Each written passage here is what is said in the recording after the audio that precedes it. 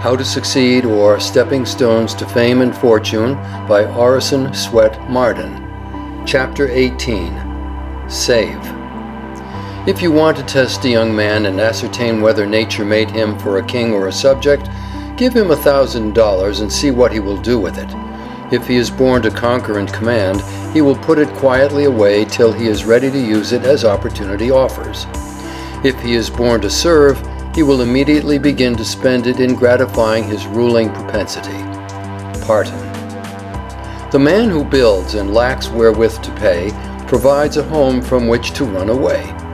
Young. Buy what thou hast no need of, and ere long thou shalt sell thy necessaries.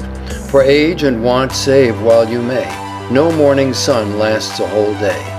Franklin. Whatever be your talents, whatever be your prospects, never speculate away on a chance of a palace that which you might need as a provision against the workhouse. Bulwer. What do you do with all these books? Oh, that library is my one cigar a day, was the response. What do you mean? Mean, just this. When you bothered me about being a man and learning to smoke, I'd just been reading about a young fellow who bought books with money that others would have spent in smoke, and I thought I'd try and do the same. You remember, I said I should allow myself one cigar a day. Yes. Well, I never smoked. I just put by the price of a 5-cent cigar every day, and as the money accumulated, I bought books, the books you see there. Do you mean to say that those books cost no more than that? Why, there are dollars worth of them. Yes, I know there are. I had 6 years more of my apprenticeship to serve when you persuaded me to be a man. I put by the money I have told you of, which of course at 5 cents a day amounted to $18.25 a year, or $109.50 in 6 years. I keep those books by themselves as a result of my apprenticeship cigar money, and if you'd done as I did, you would by this time have saved many, many more dollars than that and been in business besides. If a man will begin at the age of 20 and lay by 26 cents every working day, investing at 7% compound interest, he will have $32,000 when he is 70 years old. 20 cents a day is no unusual expenditure for beer or cigars, yet in 50 years it would easily amount to $20,000. Even a saving of $1 a week from the date of one's majority would give him $1,000 for each of the last 10 of the allotted years of life. What maintains one vice would bring up 2 children. Who does not feel honored by his relationship to Dr. Franklin, whether as a townsman or a countryman, or even as belonging to the same race? Who does not feel a sort of personal complacency in that frugality of his youth which laid the foundation for so much competence and generosity in his mature age? In that wise discrimination of his outlays, which held the culture of the soul in absolute supremacy over the pleasures of the sense, and in that consummate mastership of the great art of living, which has carried his practical wisdom into every cottage in Christendom and made his name immortal? And yet, how few there are among us who would not disparage, nay, ridicule and contemn a young man who should follow Franklin's example. Washington examined the minutest expenditures of his family, even when President of the United States. He understood that without economy, none can be rich, and with it, none need be poor. Napoleon examined his domestic bills himself, detected overcharges and errors. Unfortunately, Congress can pass no law that will remedy the vice of living beyond one's means. We are ruined, says Colton, not by what we really want, but by what we think we do. Therefore, never go abroad in search of your wants. If they be real wants, they will come home in search of you. For he that buys what he does not want will soon want what he cannot buy. I hope that there will not be another sale, exclaimed Horace Walpole, for I have not an inch of room nor a farthing left. A woman once bought an old door plate with Thompson on it because she thought it might come in handy sometime. The habit of buying what you don't need because it is cheap encourages extravagance. Many have been ruined by buying good pennyworths. Barnum tells the story of one of his acquaintances whose wife would have a new and elegant sofa, which in the end cost him $30,000. When the sofa reached the house, it was found necessary to get chairs to match, then sideboards, carpets, and tables to correspond with them, and so on through the entire stock of furniture, when at last it was found that the house itself was quite too small and old-fashioned for the furniture, and a new one was built to correspond with the sofa and etc. Thus, added my friend, running up an outlay of $30,000 caused by that single sofa, and saddling on me in the shape of servants, equipage, and the necessary expenses attendant on keeping up a fine establishment, a yearly outlay of $11,000, and a habit of extravagance which was a constant menace to my prosperity. Cicero said, "Not to have a mania for buying is to possess a revenue." Many are carried away by the habit of bargain buying. Here's something wonderfully cheap, let's buy it. Have you any use for it? No, not at present, but it is sure to come in useful sometime. Annual income, says Micawber, £20 annual expenditure, 19.6 result happiness.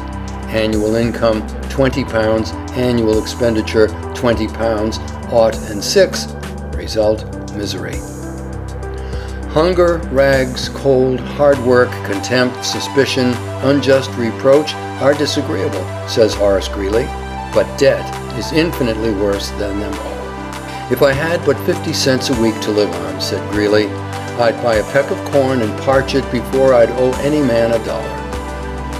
To find out uses for the persons or things which are now wasted in life is to be the glorious work of the men of the next generation, and that which will contribute most to their enrichment.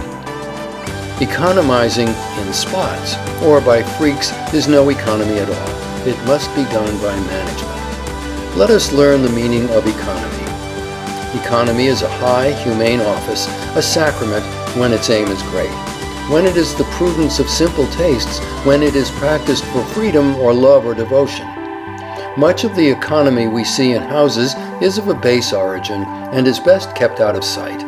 Parched corn eaten today that I may have roast fowl for my dinner on Sunday is a baseness, but parched corn and a house with one apartment, that I may be free of all perturbations, that I may be serene and docile to what the mind shall speak, and girt and road-ready for the lowest mission of knowledge or goodwill, is frugality for gods and heroes. Like many other boys, P.T. Barnum picked up pennies driving oxen for his father, but unlike many other boys, he would invest these earnings in knickknacks which he would sell to others on every holiday, thus increasing his pennies to dollars. The eccentric John Randolph once sprang from his seat in the House of Representatives and exclaimed in his piercing voice, "Mr. Speaker, I have found it!" And then, in the stillness which followed this strange outburst, he added, "I have found the philosopher's stone. It is pay as you go." In France, all classes, the men as well as the women, study the economy of cookery and practice it. And there, as many travelers affirm, the people live at 1/3 the expense of Englishmen or Americans. There they know how to make savory messes out of remnants that others would throw away. There they cook no more for each day than is required for that day. With them, the art ranks with the fine arts, and a great cook is as much honored and respected as a sculptor or a painter. The consequence is, as ex-Secretary McCulloch thinks, a French village of 1,000 inhabitants could be supported luxuriously on the waste of one of our large American hotels, and he believes that the entire population of France could be supported on the food which is literally wasted in the United States. Professor Blott, who resided for some years in the United States, remarks pathetically that here, where the markets rival the best markets of Europe, it is really a pity to live as many do live. There are thousands of families in moderately good circumstances who have never eaten a loaf of really good bread, nor tasted a well-cooked steak, nor sat down to a properly prepared meal. There are many who think that economy consists in saving cheese parings and candle ends, in cutting off 2 pence from the laundress bill, and doing all sorts of little, mean, dirty things. Economy is not meanness. The misfortune is also that this class of persons let their economy apply only in one direction. They fancy that they are so wonderfully economical in saving a halfpenny where they ought to spend 2 pence that they think they can afford to squander in other directions. Punch, in speaking of this one idea class of people, says, "They are like a man who bought a penny herring for his family's dinner, and then hired a coach and four to take it home. I never knew a man to succeed by practicing this kind of economy.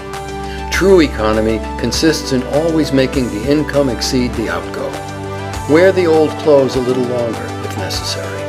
Dispense with the new pair of gloves. Live on plainer food if need be, so that under all circumstances, unless some unforeseen accident occurs, there will be a margin in favor of the income. A penny here and a dollar there, placed at interest, go on accumulating, and in this way the desired result is obtained." I wish I could write all across the sky in letters of gold, says Reverend William Marsh, the one word, savings bank. Boston savings banks have $130 million on deposit, mostly saved in driblets.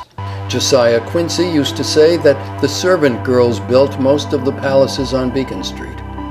Nature uses a grinding economy, says Emerson, working up all that is wasted today into tomorrow's creation, not a superfluous grain of sand for all the ostentation she makes of expense and public works. She flung us out in her plenty, but we cannot shed a hair or a paring of a nail, but instantly she snatches at the shred and appropriates it to her general stock. Last summer's flowers and foliage decayed in autumn, only to enrich the earth this year for other forms of beauty. Nature will not even wait for our friends to see us unless we die at home. The moment the breath has left the body, she begins to take us to pieces, that the parts may be used again for other creations. So apportion your wants that your means may exceed them, says Bulwer. With £100 a year, I may need no man's help. I may at least have my crust of bread and liberty. But with £5,000 a year, I may dread a ring at my bell. I may have my tyrannical master and servants whose wages I cannot pay. My exile may be at the fiat of the first long-suffering man who enters a judgment against me. For the flesh that lies nearest my heart, some Shylock may be dusting his scales and whetting his knife. Every man is needy who spends more than he has. No man is needy who spends less. I may so ill manage that with £5,000 a year I purchase the worst evils of poverty, terror and shame. I may so well manage my money that with £100 a year I purchase the best blessings of wealth, safety and respect.